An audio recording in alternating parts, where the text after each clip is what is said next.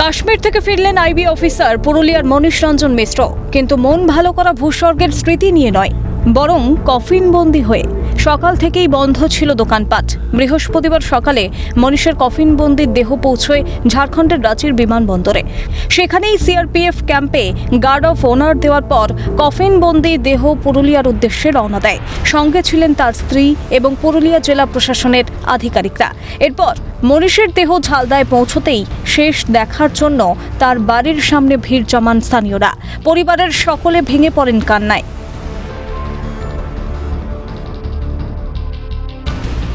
এদিন মনীষের বাড়িতে উপস্থিত ছিলেন কেন্দ্রীয় মন্ত্রী তথা বিজেপির রাজ্য সভাপতি সুকান্ত মজুমদার সহ পুরুলিয়া লোকসভার সাংসদ জ্যোতির্ময় সিং মাহাতো, পুরুলিয়া জেলা পরিষদের সভাপতি নিবেদিতা মাহাতো, স্থানীয় বিধায়ক কংগ্রেস সভাপতি নেপাল মাহাতো।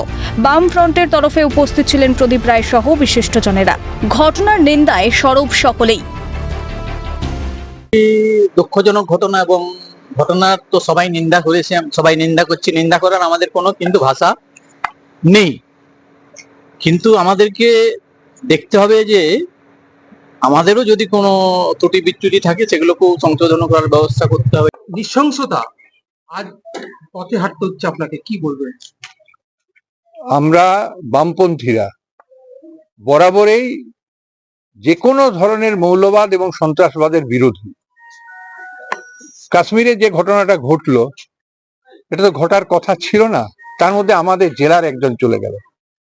আমরা কাল রাত্রেই একটা প্রেস রিলিজ করেছি, তাতে নিন্দা করেছি, তদন্ত দাবি করেছি, ভবিষ্যতে যাতে এরকম প্রাণ না।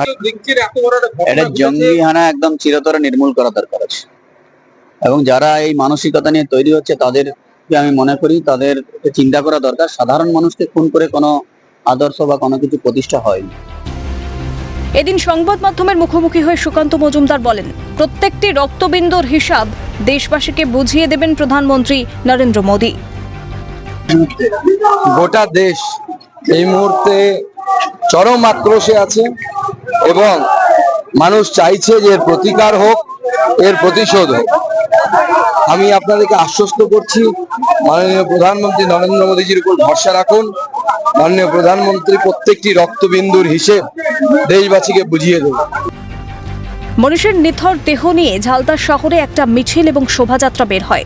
সেখান থেকে ঝালদা শ্মশানে, সেখানে তাকে গার্ড অফ অনারে শেষ শ্রদ্ধা জানানোর পর শেষকৃত্য সম্পন্ন হয়। শোকের আবহ ঝালদা জুড়ে। দীপক রামের রিপোর্ট, ক্যালকাটা নিউজ।